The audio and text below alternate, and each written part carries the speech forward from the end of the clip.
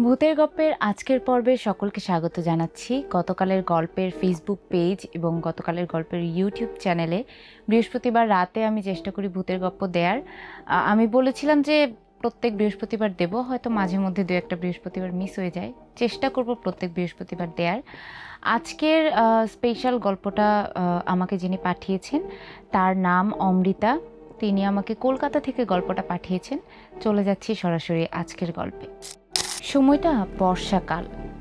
কলকাতার রাস্তাঘাট একদম ভেজা, বাড়িগুলো একদম স্যাঁতস্যাঁতে হয়ে আছে।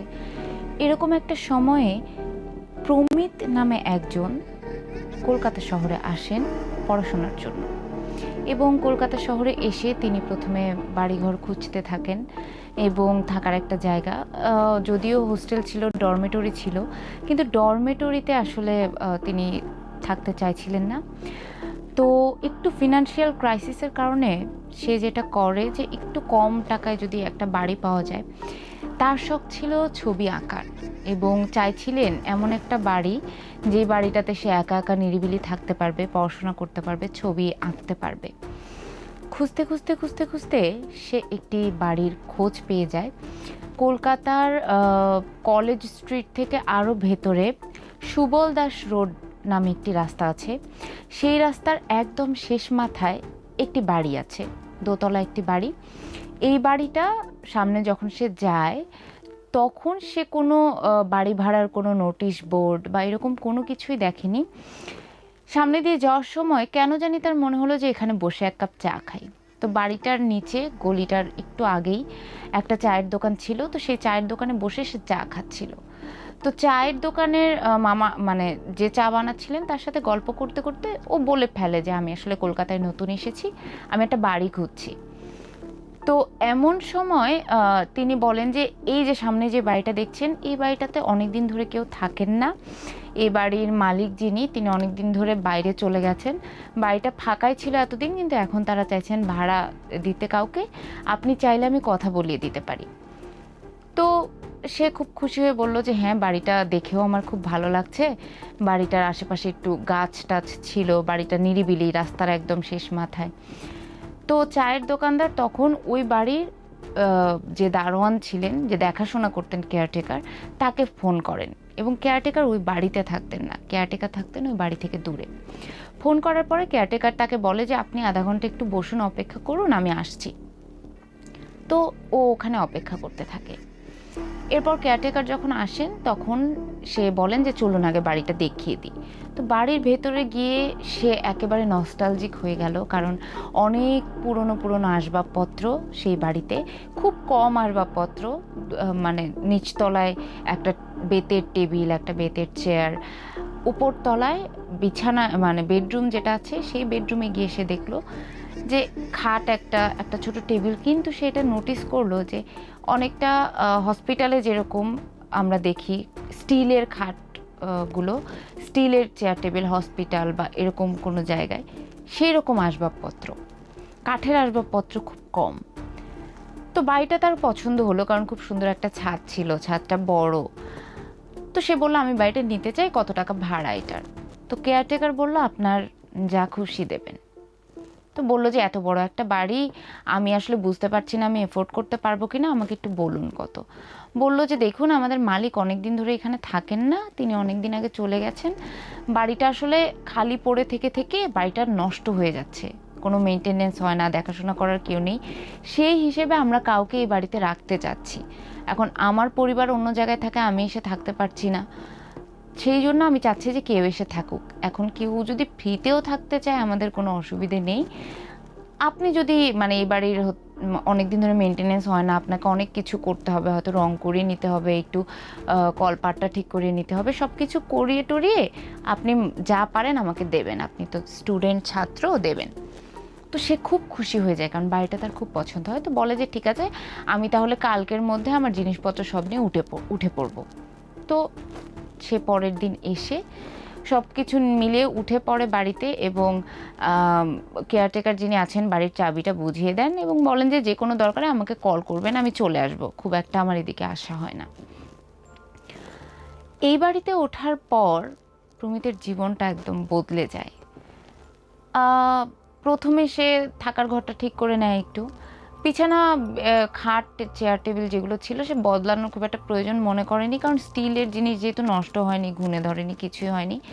একটুখানি মুছে টুছে পরিষ্কার করে নিয়ে এবং শোয়ার ঘরে একপাশে তার প্রিয় ক্যানভাস, সেটাকে সে সেখানে রেখে সে থাকার মতো করে করে নিল। এবং রান্না বান্না সব কিছু সে নিজেই করতে পছন্দ করে। প্রমিত একটু ইন্ট্রোভার্ট, সে একা একা থাকতে পছন্দ করে। তো প্রথম কিছুদিন কোনো কিছুই হয়নি, যেটা হয় সাধারণত। প্রথম কিছুদিন হুট করে কলপাট থেকে হয়তো টুপটুপ করে একটু পানি পড়ছে, বা হয়তো কোথাও একটা খুটুস খাটুস শব্দ হচ্ছে। তো সে ভেবেছিল নতুন জায়গা, পুরনো বাড়ি, অনেক কিছুই হতে পারে, টিকটিকি থাকতে পারে, ইঁদুর থাকতে পারে, অনেক কিছু থাকতে পারে, সেগুলোকে একদমই নোটিস করেনি। তো প্রথম একটা ঘটনা ঘটে, সেটা হলো প্রমিতের যে ক্যানভাসটা, একদিন সকালবেলা সে ইউনিভার্সিটিতে যাবে, খুব তাড়াহুড়োর মধ্যে উঠে রেডি হচ্ছে, হঠাৎ তার চোখ ক্যানভাসে গেল। রাতের বেলা ক্যানভাসটা একদম সাদা ছিল, সকালবেলা উঠে সে দেখলো যে ক্যানভাসের মধ্যে লাল রঙের পেন্টিং দিয়ে একটা অ্যাবস্ট্রাক্ট জিনিস আঁকা। কি আঁকা সেটা সে ঠিক ধরতে পারলো না। ওই সময় সে এত তাড়াহুড়োর মধ্যে ছিল যে মানে ওটা নিয়ে ভাবারও সময় ছিল না, ভার্সিটির দেরি হয়ে যাচ্ছিল। তাড়াহুড়ো করেও বেরিয়ে গেল। ইউনিভার্সিটিতে যাওয়ার পর যখন ক্লাস শেষে সে একটু রিল্যাক্স হয়, হুট করে তখন তার ক্যানভাসের কথা মনে হয় যে ক্যানভাসে আসলে এই দাগটা কোত্থেকে এলো। এবং এমন না যে রঙটা ছিটকে গিয়ে পড়েছে বা অন্য কিছু হয়েছে, কারণ তুলি, ক্যানভাসের পাশে একটা তুলি রাখা ছিল, ওই তুলিতেও লাল রঙ লেগেছিল, তার মানে ওই তুলিটা দিয়ে আঁকা হয়েছে। ওই বাড়িতে যাওয়ার পর প্রমিত তখনও ক্যানভাসে কিছু আঁকেনি। তো সেদিন রাতে সে বাড়ি ফিরে এলো, ফিরে এসে সে অনেকক্ষণ ধরে পেন্টিংটা নিয়ে ভাবার চেষ্টা করছিল যে এটা আসলে কী, অ্যাবস্ট্রাক্ট একটা জিনিস, ও বুঝতে পারছিল না। তো এরপর সেদিন রাতে ও লক্ষ্য করে যে ও যে খাটটাতে ঘুমোচ্ছে সেই খাটটা অনেক জোরে জোরে কাঁপছিল। ও প্রথমে ভেবেছিল ভূমিকম্প হচ্ছে। ভূমিকম্পের কথা ভেবে সে তাড়াতাড়ি ঘর থেকে বেরিয়ে গেল, এবং যখন সে নিচতলায় এলো তখন দেখলো যে নিচতলার আসবাবপত্র তো কোনো কাঁপাকাঁপি করছে না, বা মেঝেতে সে দাঁড়িয়ে আছে, মেঝেটা তো নড়ছে না, তার মানে ভূমিকম্প তো থেমে গেছে। আবার যখন সে উপরে গেল দেখলো যে খাটটা কাঁপছে, এবং স্টিলের খাট যেহেতু একটা শব্দ হচ্ছিল কাঁপার। তো এই জিনিসটা সে মানে ঘুমাবে না ওই খাটের উপর উঠবে না বসবে, কি করবে কিছুই বুঝতে পারছিল না। এরপর সে শুনতে পায় যে কেউ একজন, মানে কান্নাও না, চিৎকারও না, গোঙানোর মতো একটা শব্দ করছে, যে শব্দটা তার ওয়াশরুম থেকে আসছিল। তো অনেক ভয়ে ভয়ে ওর ওয়াশরুমের দিকে যায়, ওয়াশরুমের দরজাটা খুলে দেখে যে কিচ্ছু নেই, কোনো শব্দ নেই, কিচ্ছু নেই। তো ও আসলে এই ব্যাপারটা নিয়ে ভাবছিল যে আসলে কি হচ্ছে, এবং ইউনিভার্সিটিতে গিয়ে ওর দু একজন বন্ধুর সাথেও শেয়ার করেছে ব্যাপারটা, যে গতকাল রাতে এরম একটা ঘটনা ঘটেছে। তো এরপরে দু একদিন পরে, মানে সে এরপর থেকে একটু একটু করে তার ভেতরে ভয় ঢোকা শুরু করে। দু একদিন পরে আরেকটা অদ্ভুত ঘটনা ঘটে। সেটা হলো তার খাটের পাশে একটা টেবিল ছিল এবং তার পাশে একটা চেয়ার ছিল। রাতের বেলা সেই চেয়ারটা একা একা ঘুরছিল, এবং ও তখন ঘুমোচ্ছিল। হুট করে চেয়ারের শব্দে তার ঘুম ভেঙে গেছে, স্টিলের চেয়ার যেহেতু। চোখ খুলে দেখে চেয়ারটা একা একা ঘুরছে, এবং সেই চেয়ারের যে হ্যান্ডেলগুলো থাকে, নিচে যে পায়াগুলো থাকে, এই পায়া থেকে ব্যান্ডেজ করার জন্য আমরা যে কাপড়টা ব্যবহার করি, এই কাপড়গুলো এই পা থেকে ঝুলছে। কিন্তু এই ধরনের কোনো কিছু, মানে ব্যান্ডেজ তো সে করেইনি, মানে এবং কাপড়গুলো অনেক পুরনো। তো ওই মুহূর্তে সে মানে প্রথমে ভাবছিল যে এটা আসলে স্বপ্ন। এরপর সে একটু চোখ টোক কচলে নিয়ে দেখে যে না, চেয়ারটা তখনও এরকম ঘুরছে, একটা জায়গার মধ্যে চেয়ারটা ঘুরছে। তো সাথে সাথে সে তার এক বন্ধুকে ফোন করে বলে যে এরকম তুই তো আমার বাড়িতে আয়। তো ওর বন্ধু তাড়াহুড়ো করে, অনেক রাতে, তখন প্রায় 3টে 3:30 বাজে, বন্ধু তার বাড়িতে এলো। বন্ধু আসার সাথে সাথে সব কিছু স্বাভাবিক, কোনো সমস্যা নেই, কিচ্ছু নেই।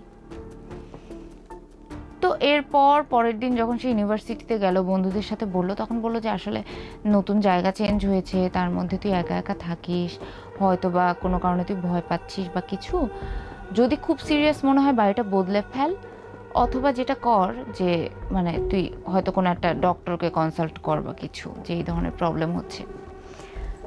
তো ও মনে মনে চিন্তাই করছিল যে বাড়িটাও বদলাবে।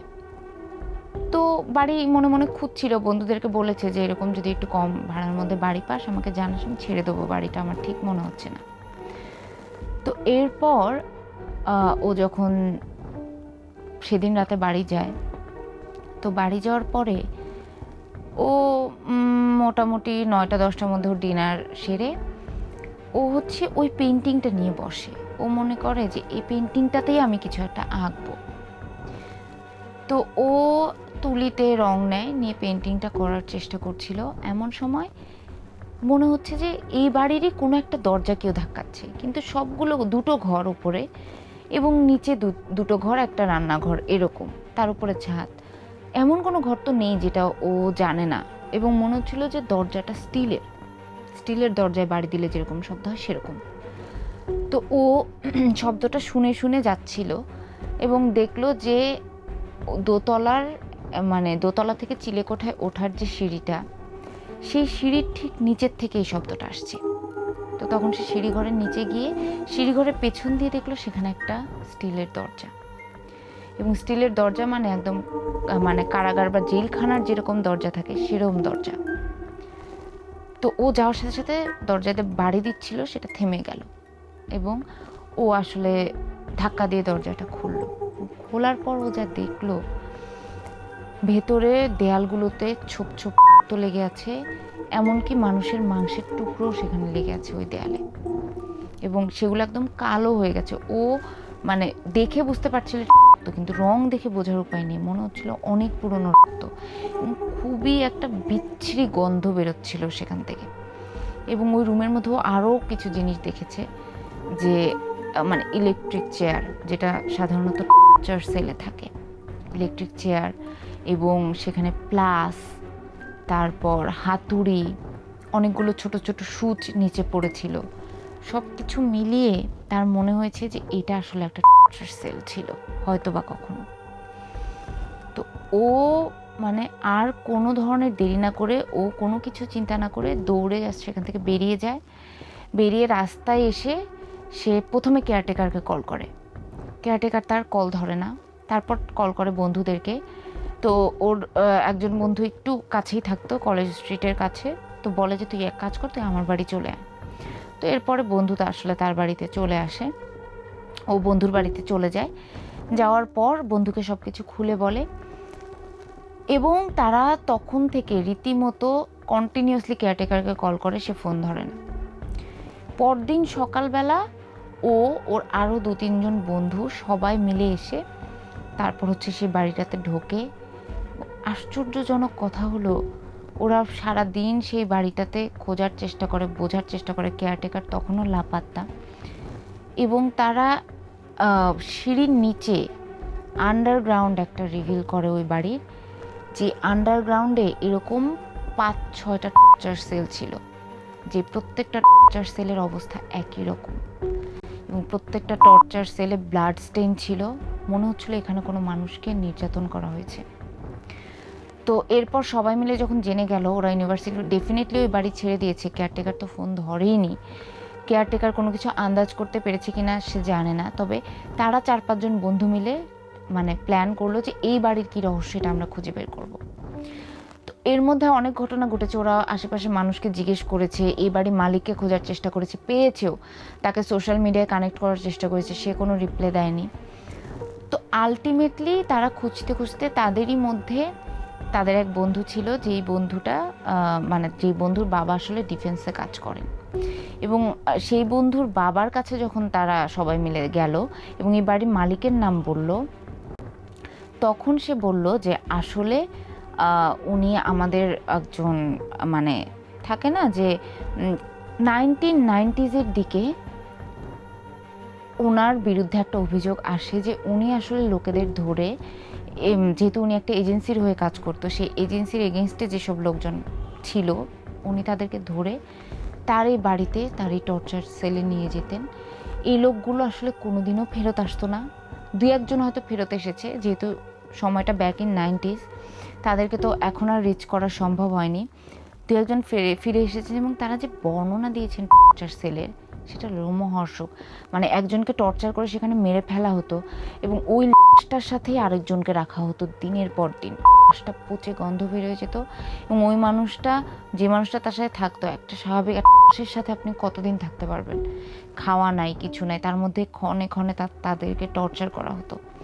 তো এই ধরনের ঘটনা যখন দু একজন যারা বেরিয়ে আসতে পেরেছে কোনোভাবে, তারা আসলে অভিযোগ করে এবং তখনই ওই বাড়ির মালিক আসলে পালিয়ে যায় এবং বাড়িটাকে তখনই জব্দ করা হয়েছিল এবং ওই বাড়ির যে টর্চার সেলগুলো এবং আন্ডারগ্রাউন্ডে যে একটা টর্চার সেল আছে, এটা ডিফেন্সও জানতো না। এটা ওরা গিয়ে এত বছর পরে আবিষ্কার করেছিল। উপরের ঘরগুলোর কথা তারা জানতো এবং এই টর্চার সেল এরপর আসলে মানে এই বাড়িটা নিলামে তোলা হয়, অন্য একজন কিনে নেয়, কিন্তু সেও এই বাড়িতে থাকতে পারেনি। সে এরপরে বাড়িটা এভাবেই ফেলে রেখে, বিক্রি করা অনেক চেষ্টা করেছে, কিন্তু এভাবে ফেলে রেখে সে এখান থেকে বাইরে চলে যায়। তো এরা যখন ওনার কাছে গিয়েছিলেন, এরপর আসলে যেহেতু উনি ডিফেন্সের লোক ছিলেন, সেই বন্ধুর বাবা, তো ওনারা এসে এই আন্ডারগ্রাউন্ডের টর্চার সেলগুলো তারা আবিষ্কার করেন এবং আবিষ্কার করার পর এটা নিয়ে আসলে ইনভেস্টিগেট হয়, যদিও এটা সিক্রেট ইনভেস্টিগেশন ছিল। এবং আমি যে নামগুলো ব্যবহার করেছি এই গল্পে, সেই নামগুলো অবশ্যই রূপক নাম ব্যবহার করেছি, জায়গাটাও আমি রূপক অর্থে ব্যবহার করেছি। কারণ অবশ্যই আমাকে গল্পটা পাঠানোর আগে তারা বলেছিল যে এটা একটা কনফিডেন্সিয়াল গল্প এবং এখনও সেই বাড়িটা ওখানে আছে, যদিও টর্চার সেলগুলো বন্ধ করে দেওয়া হয়েছে এবং বাড়িটাকে ভেঙে ফেলা হয়েছে, বাড়িটাকে ভেঙে সেখানে নতুন বাড়ি করা হয়েছে। তবে আমাকে যিনি গল্পটা পাঠিয়েছেন তিনি আমাকে বলেছেন যে এখন সেখানে মানে বাড়িটা ভেঙে দুইবার সেখানে দুটো ডুপ্লেক্স করা হয়, কিন্তু কেউ সেই ডুপ্লেক্সগুলোতে থাকতে পারেনি। রাত হলেই মানুষকে টর্চার করলে যেরকম আর্তনাদ শোনা যায়, এই ধরনের শব্দ তারা ওই বাড়ি থেকে শুনতে পেতেন। শেষে একটা বিল্ডার্স কোম্পানিকে দিয়ে বিশাল অ্যাপার্টমেন্ট করা হয়েছে। এখন যেহেতু একটা অ্যাপার্টমেন্টে অনেক মানুষ থাকে, তাই এখন সেখানে আর সেরকম কোনো বিষয় নেই, কিন্তু গ্যারেজ যেহেতু আন্ডারগ্রাউন্ডে সেই বাড়ির গ্যারেজে এখনও অনেক ধরনের ঘটনা ঘটে। যেই ঘটনার মধ্যে থেকে দুটো ঘটনা উনি আমাকে পাঠিয়েছেন, যেই ঘটনাগুলো আমি ভূতের গল্পের পরের এপিসোডে বলবো। আজ এই পর্যন্তই। আজকের ফ্যাক্টগুলোতে আমি পৃথিবীর এমন 5টা টর্চার সেলের নাম আপনাদের বা ব্যাপারে আপনাদের জানাবো, যে টর্চার সেলগুলো এক্সট্রিমলি হন্টেড। আজকের প্রথম ফ্যাক্ট যেটা নিয়ে কথা বলবো সেটা হলো ইস্টার্ন স্টেট পেনিটেনশিয়ারি, যেটা মার্কিন যুক্তরাষ্ট্রে অবস্থিত।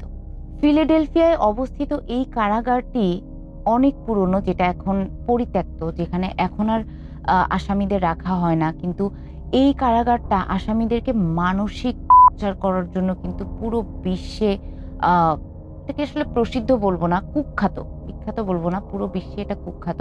কারণ এখানে বলা হয়ে থাকে যে সকল কয়েদিদেরকে রাখা হতো তাদেরকে দিনের পর দিন একা রাখা হতো এবং যেই সেলে তাদেরকে রাখা হতো এই সেলে না তাদেরকে ঠিকমতো খেতে দেয়া হতো এবং এক ধরনের সাউন্ড সবসময় এই সেলে অন করে দেয়া থাকতো, যেই সাউন্ডটা বেশিক্ষণ শুনলে কোনো মানুষ স্বাভাবিক থাকতে পারবে না। যার কারণে এই জেলখানায় যেসব কয়েদিরা থাকতো বেশিরভাগ তারা পাগল হয়ে গিয়েছে, আর না হলে সেলের দেয়ালে মাথা ঠুকে ঠুকে তারা আত্মহত্যা করেছে। এবং পরবর্তীতে এই সেলের শেষের দিকে যেসব কয়েদিরা ছিল তারা বলতো যে প্রায় তারা আর্তনাদের শব্দ শুনতো, দেয়ালে তারা ব্লাড স্টেন দেখতো এবং অনেকে রাতের বেলা এমন অনেক কিছু দেখেছে যেটা অস্বাভাবিক। এসব কারণে পরবর্তীতে এই জেলখানাটা বন্ধ করে দেয়া হয়। এরপর যেটা নিয়ে কথা বলবো সেটা হলো দ্য টাওয়ার অফ লন্ডন।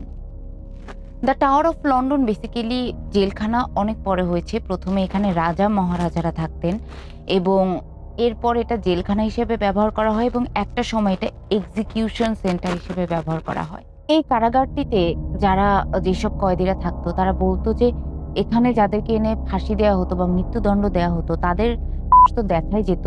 এবং যেহেতু এখানে রাজা মহারাজারা একসময় ছিলেন, বলা হয়ে থাকে যে এখানে একজন রানীর প্রেতাত্মা খুব দেখা যায় রাতের বেলা। সেই রানীটা হলেন অ্যানে বোলিয়েন, রাজা হেনরি এইটের দ্বিতীয় স্ত্রী, যেই রানীকে রাজা নিজে এই জায়গাটাতে এক্সিকিউট করেন বা মেরে ফেলেন। বলা হয়ে থাকে এরপর থেকে সেই রানীর প্রেতাত্মা বা সেই রানীকে রাতে প্রায় সেখানে দেখা যায় হাঁটতে, এবং প্রায় দেখা যায় ওখানকার যে ফাঁসির মঞ্চটা আছে সেই মঞ্চের সাথে সে রানীকে ঝুলে থাকে। এরপর যে ভয়ঙ্কর সেলটা নিয়ে কথা বলবো সেটা হলো অ্যালকাট্রাস, যেটা ইউএসএ তে অবস্থিত। ভয়ঙ্কর এই জেলখানাটা চারের জন্য পুরো পৃথিবীতে কুখ্যাত হয়েছিল, এবং এই জেলখানার অনেক গল্প রয়েছে। সান ফ্রান্সিসকোতে অবস্থিত এই কুখ্যাত জেলখানাটাতে দুর্ধর্ষ সব আসামিদের রাখা হয়েছিল, যাদের মধ্যে দুজন হলেন এআই কেপন এবং মেশিন গান কেলি। এদের দুইজনকে সেখানে নিয়ে যাওয়ার সাথে সাথে এরা দুইজন মানে সেখানে একদম উত্তম মধ্যম শুরু করে দেয়, এবং বলা হয়ে থাকে যে এরা ওখানে এক ধরনের বিভীষিকা তৈরি করেছিল। অন্যান্য কয়েদি যারা থাকতো তাদেরকে ভয়ঙ্কর অত্যাচার করত, এবং পরবর্তীতে আসলে এই জেলখানাটা বন্ধ করে দেওয়া হয়, কারণ এই জেলখানার ভিতরে অনেকগুলো মার্ডার ইনসিডেন্ট ঘটে। এবং শেষ পর্যন্ত এই জেলখানাটা এখন বন্ধ, এবং শেষের দিকে যারা সেখানে কয়েদি ছিল তারা আসলে মানে এই জেলখানায় ঘুমোতে পারতো না, কারণ ঘুমোলেই তারা দেখতো কেউ একজন ছুরি নিয়ে বা কিছু একটা নিয়ে তাদেরকে আসছে, তাদের বুকের ওপর চড়ে বসছে। এই ধরনের ঘটনা যখন কয়েদিরা বলতে শুরু করলো এবং সেখান থেকে ভয় পালিয়ে যাওয়ার মতো অবস্থা, তখন আসলে জেলখানাটা বন্ধ করে দেওয়া হয়। এরপর যে সেলটা নিয়ে আমি কথা বলবো that is fort Puget sound, যেটা ইউএসএ তে অবস্থিত। এটা এখন মিউজিয়াম হিসেবে ব্যবহৃত হলো, একসময় এটা মিলিটারি জেলখানা হিসেবে ব্যবহার করা হতো, এবং মিলিটারিরা যেহেতু স্ট্রিক্ট সব কিছুতে। তবে এই জেলখানার স্টোরিটা একদম অন্যরকম। এইখানে যারা কয়েদি থাকতো তাদের সাথে মিলিটারিরা এমন সব টর্চার করতো যেটা আসলে বর্ণনাতীত। তাদের নখের ভেতরে সুই ঢুকিয়ে দেওয়া থেকে শুরু করে, উল্টো করে ঝুলিয়ে রাখা থেকে শুরু করে, মারধরের তো কোনো হিসাব ছিল না। এবং অনেক কয়েদিকে এখানে মিলিটারিরা বলা হয়ে থাকে যে বুট দিয়ে পিষে ফেলেছিল। এরপর থেকে এই জেলখানাটা এত বেশি হন্টেড হয়ে যায়, এই জেলখানার রাত হলে পুরো জেলখানাটা কাঁপতো, সেল সহ দরজা সহ কাঁপতো, এবং সেখানে আসলে কোনো কয়েদিদের রাখা সম্ভব হচ্ছিল না, যার কারণে পরবর্তীতে জেলখানাটা বন্ধ করে দিতে হয়। এরপর কথা বলবো দ্য বিউমেরিয়াস গোল্ড জেলখানা নিয়ে, যেটা আসলে ওয়েলসে অবস্থিত, এবং ভিক্টোরিয়ান এরাতে এই জায়গাটাকে অপরাধীদেরকে রাখার জন্য ব্যবহার করা হতো। এবং এই জায়গাটাতে অপরাধীদেরকে খুব এটাকে কি বলে, খুব মধ্যযুগীয় কায়দায় এখানে টর্চার করা হতো। তাদের মাথার উপরে গরম পানি ঢেলে দেওয়া হতো, এবং সেই পানির তাপমাত্রা এত বেশি ছিল যে চুল সব খসে পড়তো। একই সাথে তাদের চিমটা দিয়ে তাদের নখ উপড়ে ফেলা হতো, এবং এই ধরনের মানে মধ্যযুগীয় কায়দায়। এবং এখানে মৃত্যুদণ্ড দেওয়া হতো গলা একদম সরাসরি কেটে। যার কারণে এখানে বলা হয়ে থাকে যে এই জেলখানায় আসলে এখনো আজও এই জায়গাটাকে অ্যাবান্ডেন্ড বা এই জায়গাটাকে অন্য সরকারি কাজে ব্যবহার করা হয়। তবে এখনো রাত হলে এই জায়গায় কয়েদিদের কান্নার শব্দ, এবং ওইখানে কয়েদিরা এই ধরনের টর্চারের বিরুদ্ধে থালা বাসন পিটিয়ে তারা একটা বিরোধিতা করত, এবং এখনো রাতে এই থালা বাসন পেটানোর শব্দটা সেখানে শোনা যায়। তো এই ছিল আজকের 5টা ইন্টারেস্টিং ফ্যাক্ট, এবং এই ছিল আজকের ভূতের গপ্প। পরবর্তী গপ্প আমি প্রমিস করতে পারছি না, চেষ্টা করব বৃহস্পতিবারের মধ্যে দেওয়ার। যারা আমাকে গল্প পাঠাতে চান, ডিসক্রিপশনে দেওয়া যে মেইলটা আছে সেই মেইলে আমাকে গল্প পাঠাবেন, এবং গতকালের গল্পের যে ফেসবুক পেজ আছে সেটার ইনবক্সে আমাকে গল্প পাঠাবেন, এবং অবশ্যই চ্যানেলটা ফলো দিয়ে রাখবেন, পেজটা ফলো দিয়ে রাখবেন, এবং ইউটিউব চ্যানেলটা সাবস্ক্রাইব করে রাখবেন, কারণ ভূতের গল্পের পাশাপাশি আমি ক্রাইম নিয়েও কাজ শুরু করব। সবাই ভালো থাকবেন, সুস্থ থাকবেন, সাবধানে থাকবেন, এবং গতকালের গল্পের সাথেই থাকবেন।